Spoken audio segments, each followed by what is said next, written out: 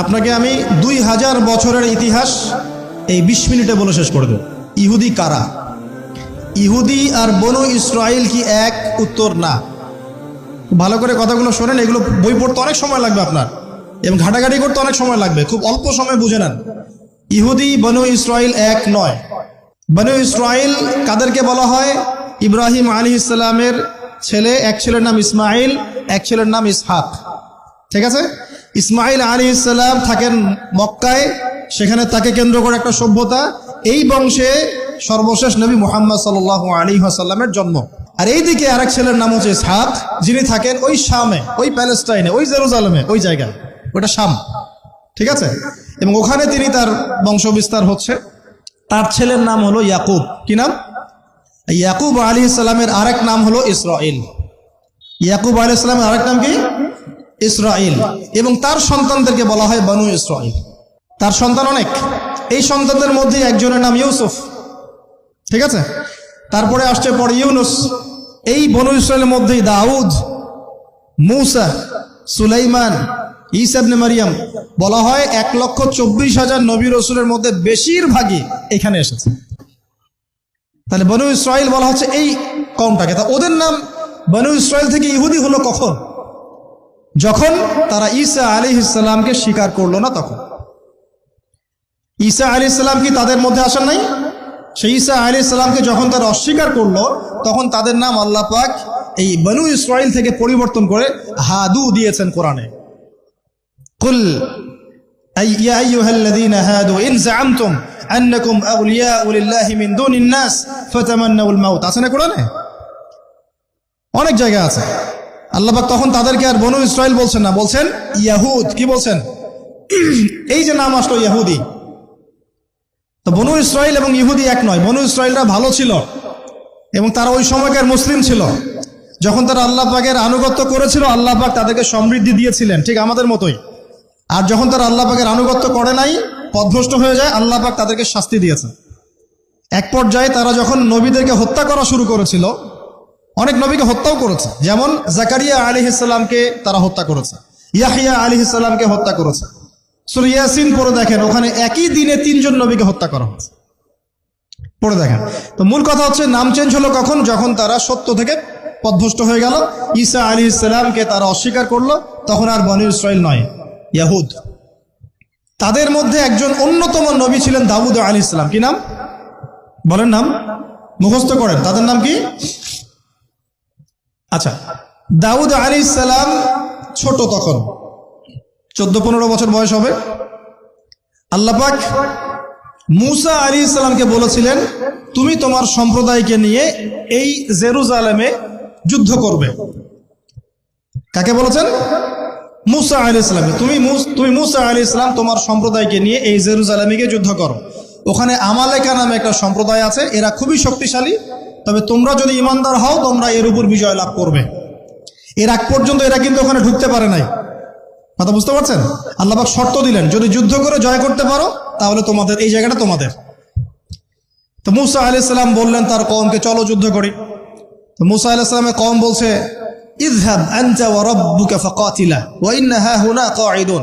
এই মূসা, তুমি যাও আর তোমার রব গিয়ে যুদ্ধ করো, আমরা এখানে বসে থাকলাম। কথা কি বুঝতে পারেন নাই? মানে এরা কোন কওম? ওই যে ফেরাউনকে ডুবে মরতে দেখেও বিশ্বাস করে না, বাছুর পূজা শুরু করে। আল্লাহ পাক একটার পর একটা নিদর্শন দেখান, তাও অস্বীকার করে। তাওরাত নিতে গিয়েছেন মূসা আলাইহিস সালাম, এসে দেখেন তারা বাছুর পূজা শুরু করেছে। মান্না সালোয়া আল্লাহ দিচ্ছেন, তাও অস্বীকার করে। মৃত থেকে জীবিত করেন, তাও অস্বীকার করে। শেষমেশ বলে বসলো যে ইয়া মূসা লান নুমিনা লাকা হাত্তা নারাল্লাহ জাহরা। হে মূসা, আমরা তোমার প্রতি বিশ্বাস করব না যতক্ষণ না আল্লাহকে সামনে দেখাচ্ছ আমাদের চোখ দিয়ে। এটা সেই জাত যে নবীদেরকে এত কষ্ট দিয়েছে। মূসা আলাইহিস সালাম যখন বললেন চলো, আল্লাহ পাক যুদ্ধের কথা বলেছেন, ওটা যুদ্ধ করে জয় করতে পারলে আমাদের হয়ে যাবে। তো বলছে ওখানে আমালেকা সম্প্রদায় আছে, এত বড় শক্তিশালী, তুমি যাও, তোমার রব গিয়ে যুদ্ধ কর, আমরা এখানে বসে আছি।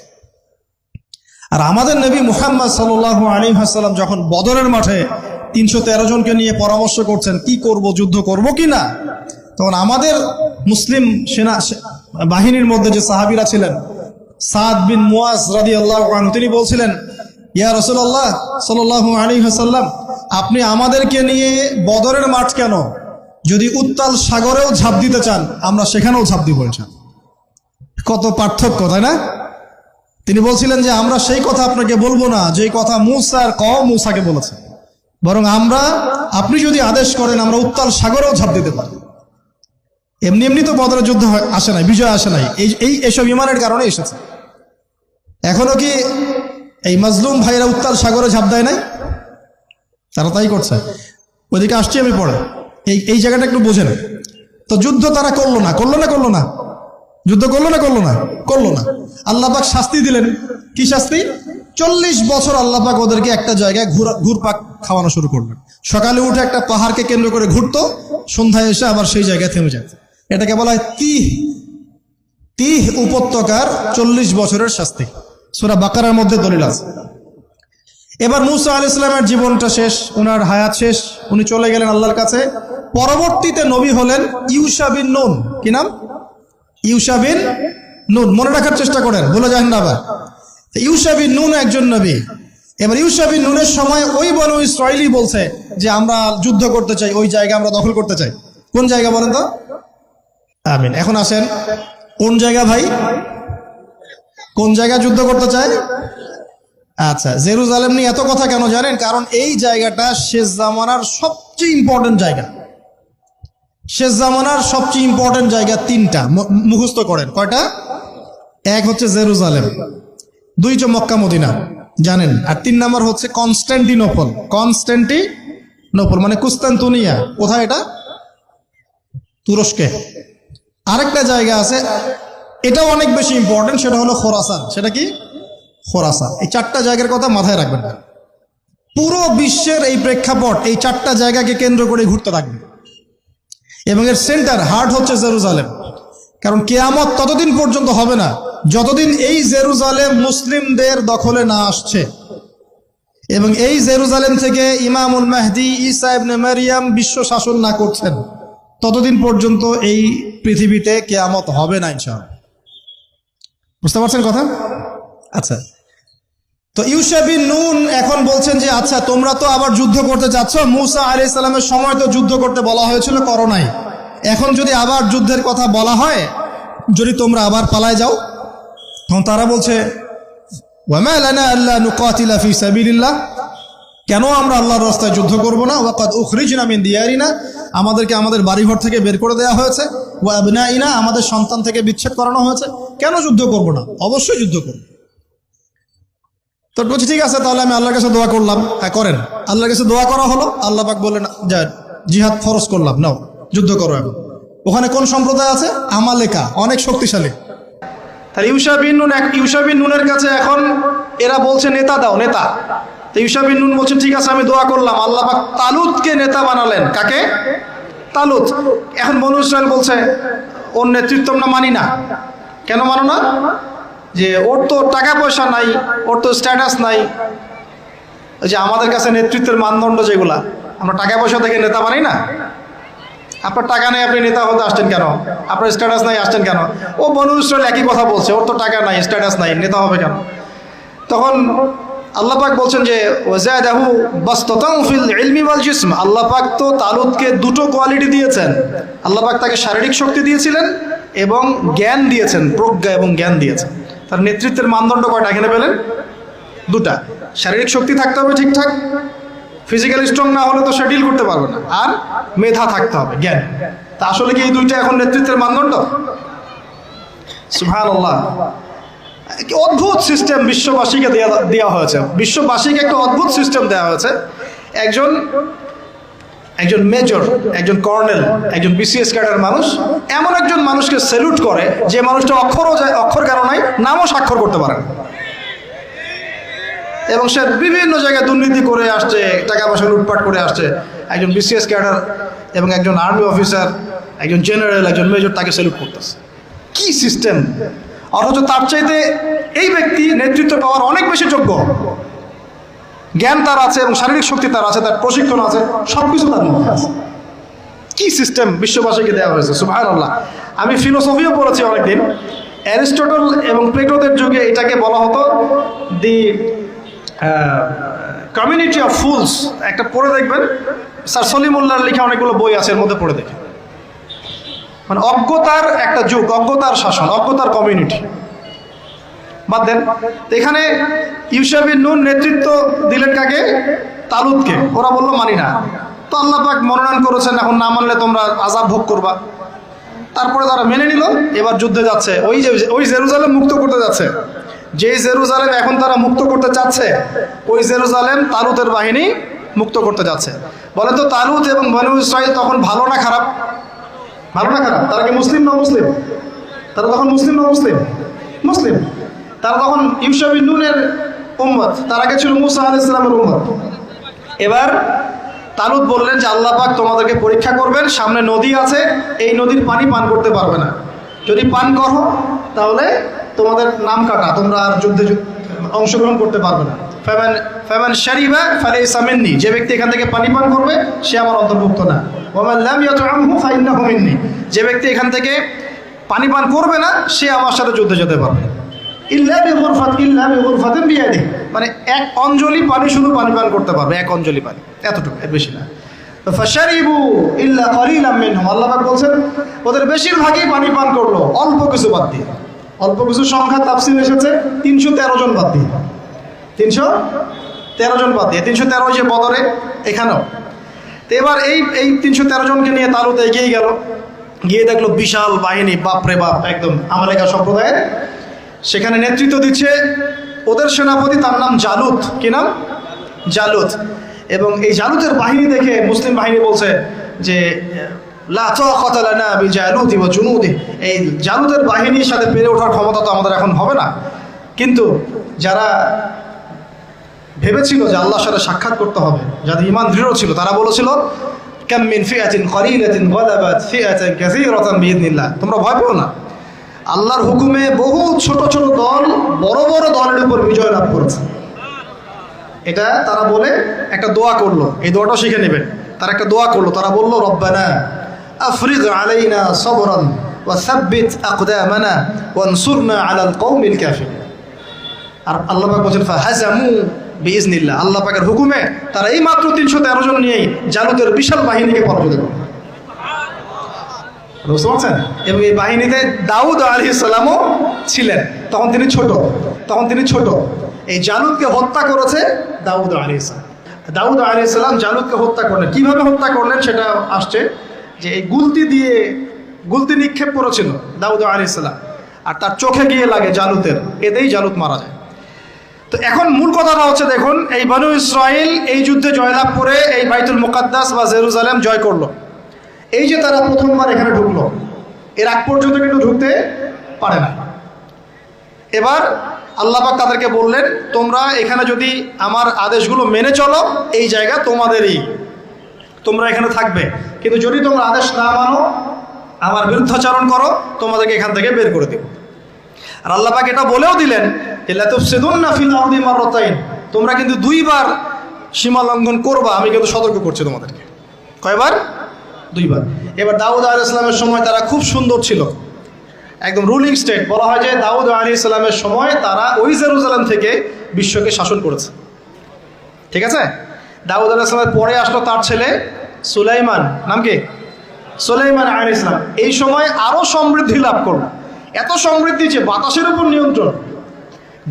জিনরা ডুবুরির কাজ করে পাথর এনে দেয়, জিনরা ডুবুরির কাজ করে মণিমুক্তা এনে দেয়। জিনদেরকে দিয়ে এই যে বাইতুল মুকাদ্দাস তিনি নির্মাণ করালেন আবার, তাই না? এই যে বাইতুল মুকাদ্দাসের কথা বলছে।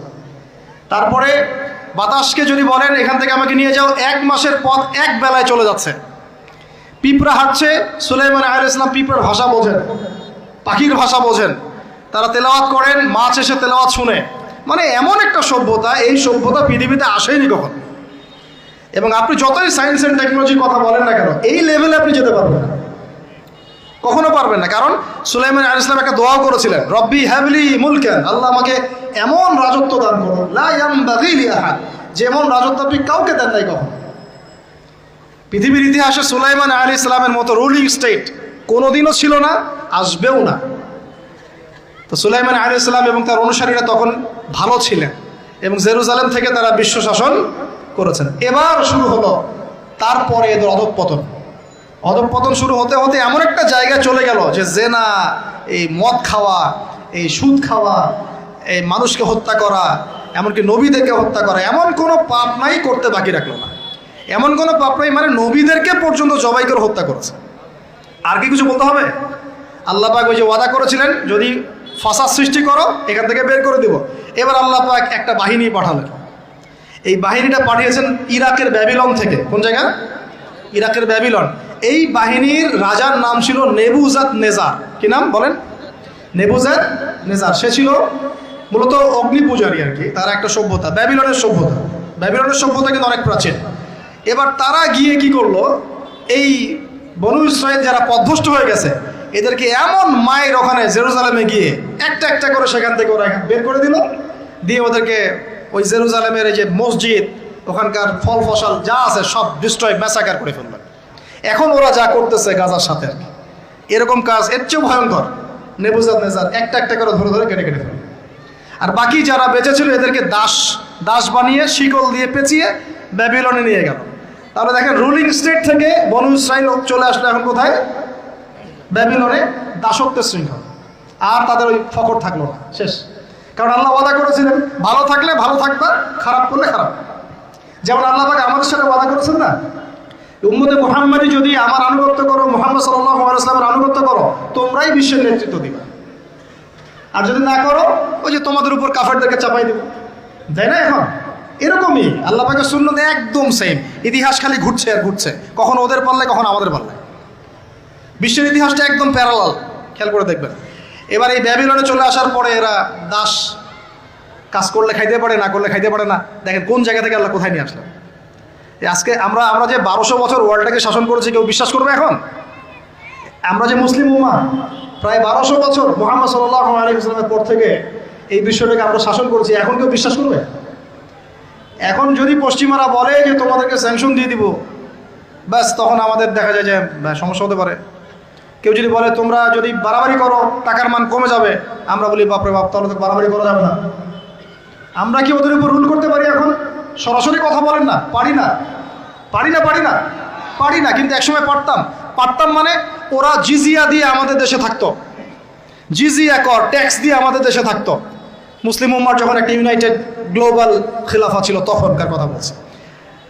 তো এভাবে পালাবদল হয়। তো ওরা কখনো ভাবতে পারে নাই যে ব্যাবিলনে এসে এইভাবে জেইলের জীবন কাটাতে হবে। কেন? অবাধ্যতার কারণে। এবার আল্লাহ পাক তাদেরকে আরেকটা সুযোগ দিলেন। কি দিলেন? আরেকটা সুযোগ দিলেন। ব্যাবিলনে বসে বসে ওরা আলোচনা করে যে আমাদের কিন্তু একজন মাসিহ আসবে। কে আসবে? মাসিহ মানে হচ্ছে ত্রাণকর্তা। এই মাসিহ যখন আসবে আমরা আবার সেই জায়গা ফিরে পাবো। কি করবো আবার? কোন জায়গা বলেন? কোন জায়গা? জেরুজালেম। আবার ফিরে পাবো। বুঝতে পারতেছেন কি ভাই? আলোচনা একটু কঠিন আমি জানি, বুঝতে পারতেছেন কি? আচ্ছা, আমরা আবার জেরুজালেম ফিরে পাবো। তো ওরা এখন এগুলো আলোচনা করে যে আমাদের তাওরাতে লেখা আছে, আমাদের তালমুদে লেখা আছে যে শেষে আমাদের একজন মাসিহ আসবে, ওই মাসিহ আসলে আবার ওই জায়গা আমরা ফিরে পাবো। তোমরা টেনশন করো না, হতাশ হয় না। আমরা যেমন বলি না যে এখন দুরবস্থা চলছে, তাতে কি আমাদের মাহদি আসবেন, ঈসা ইবনে মারইয়াম আসবেন, আবার আমরা খেলাফা ফিরে পাবো, বলি কি না? হাদিসে তো আছেও। তো ওরাও এরকম চর্চা করে। তো করতে করতে আল্লাহ পাক তাদের দিকে মুখ ফিরিয়ে তাকালেন, দয়া করলেন, দয়া করে আল্লাহ পাক মাসিহকে পাঠালেন। সেই মাসিহের নাম কি? ঈসা আলাইহিস সালাম। কিন্তু এই হতভাগা জাত ঈসা আলাইহিস সালাম যে তাদের মাসিহ, এটা তারা বিশ্বাসই করলো না, বরং তাকে জারদ সন্তান বলে গালি পর্যন্ত দিল। জানেন না? মারিয়াম আলাইহিস সালামকে বললো যে কোত্থেকে সন্তান নিয়ে আসছো, মনে আছে আপনাদের? নিজেদের মাসিহকে তারা চিনতে পারলো। ঠিক আমাদের উম্মতে মুহাম্মাদির মধ্যে এমন অনেক মুনাফিক থাকবে যারা ইমাম মাহাদিকে চিনতে পারবে না। দেখিয়ে ওই সময় যখন মাহাদির বাহিনী বের হবে বলবে সন্ত্রাসী বের হয়েছে। ইমামুল মাহাদি মানুষের মুখের ভাষায় কথা বলবেন না, অস্ত্রের ভাষায় কথা বলবেন। জি, হাদিসে স্পষ্ট আছে লা তুকাতিলুনাল ইয়াহুদ, তোমরা অবশ্যই ইহুদের সাথে যুদ্ধ করো। মুখ দিয়ে যুদ্ধ হয়। ওয়ালা তাকতুলুন্নাহুম, অবশ্যই ওদেরকে তোমরা হত্যা করবে। এমনকি যদি গাছের পিছনেও বা পাথরের পিছনেও কেউ লুকায়, পাথর গাছ কথা বলবে। হাত্তা ইয়াকুলুস শাজার, গাছ কথা বলবে গারগাত বাদ দিয়ে। ইয়া মুসলিম, হে মুসলিম, ইন্না ওয়ারাইল ইয়াহুদ তাআল ফাকতুলহু, আমার পিছনে ও লুকিয়ে আছে, আসো হত্যা করে যাও। তো বাই দ্য ওয়ে, এখন আল্লাহ পাক রহম করলেন, মসিহ পাঠালেন, চিনতে পারলো না, বিশ্বাস করলো না, তাকে জারদ সন্তান বলে গালি দিল। শুধু তাই না, ঈসা আলাইহিস সালামকে তারা হত্যার চেষ্টা পর্যন্ত করল।